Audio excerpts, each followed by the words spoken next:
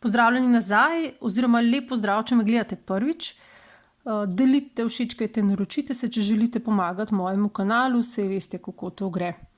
Tokratni izziv je bil nakup v trgovini, kjer še nikoli nismo nakupovali. To je diskontna trgovina Eurospin, je italijanska diskontna trgovina. Vsake toliko poštar prinese njihov letak, Eurospina pa v naši bližini ni, zato sem šla v Kranj. Glede na reklame naj bi bile cene tam še nižje od naprimer Lidlovih in Hofrovih, zato sem se odločila, da grem v neznano in tam opravim celoten tedenski nakup živil in potrebščin za našo družino, tako kot smo navajeni. Malo me je skrbela kakovost, tudi čez čistočo sem že kaj slišala, predvsem me je pa skrbelo, če bom lahko dobila vsaj večino stvari s seznama. Tudi pregled spletnega letaka ni veliko obetov. Tudi vrstnega reda živil v trgovini ne poznam, zato sem živila pisala po skupinah živil nekako in dobila en zmeden, recimo temu, načrt in zelo neurejen nakupovalni listek. Poleg tega nisem niti pričakovala, da bom dobila stvari, kot so sojino mleko, humus, čičeriko, suho in podobne reči. Pa pričakovala sem tudi, da bom mogoče slabše kvalitete izdelke dobila. Po začetnem, recimo temu, nelagodju ob vstopu v neznano trgovino, ki bo morala cel teden hraniti mojo družino, me je izbor zelo presenetil. Res se je dalo dobiti vse in še več.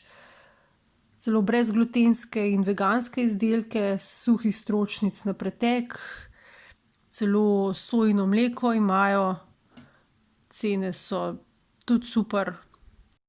Napolnila sem cel zvrhan voziček in dobila skoraj vse. Kupila sem stvari, ki jih mogoče nismo niti rabili, in plačala za vse skupaj manj kot pričakovano 94,10 €. Takole izgleda moj nakup za 94 €. Celo sladek krompir in koromač, nekaj sadja, korenje, banane, meso, jajca, vlečeno testo, jušne kocke, celo krpice, flekice sem našla. Pazi, 1,5 kg makaronov, 2 vreči makaronov. To bomo mi jedli pol leta, ena vreča je bila manj kot €1. Tudi suhega sadja in oreškov je bilo ful veliko, sem jih kupila na zalogo, še suho čičeriko, 2 kg njokov, nekaj salam, jogurtov, sir, namaze. To sem uporabila za krompiršo in kasneje za jabolčni štrudelj in ga lahko sam priporočam. Najcenejšo ajdovo kašo, kar sem jo kdaj kupila, kuskus, ki ga tudi že dolgo iščem, v večji količini pirino moko, navadno moko, pekovske reči, pečene, potem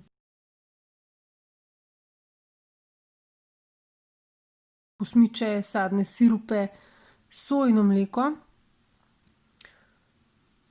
in pa tole je kopija Aperola in ga ne morem prehvaliti.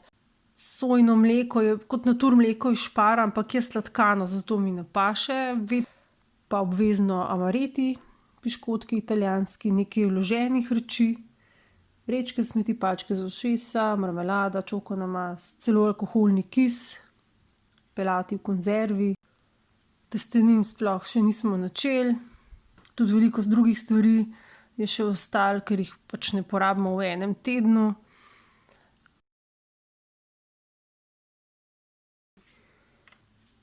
Komaj gre vse na mizo, pa še na 10 kg krompirja in WC papir sem pozabila. WC papir je odličen. Okej, takole izgleda račun za ta ogromen nakup, da si lahko gledate cene za kupljene stvari in primerjate s trgovino, kjer vi običajno kupujete. 3,69 € za Aperol, to je zmaga. Kapre so odlične, tudi namazi in siri so bili odlični.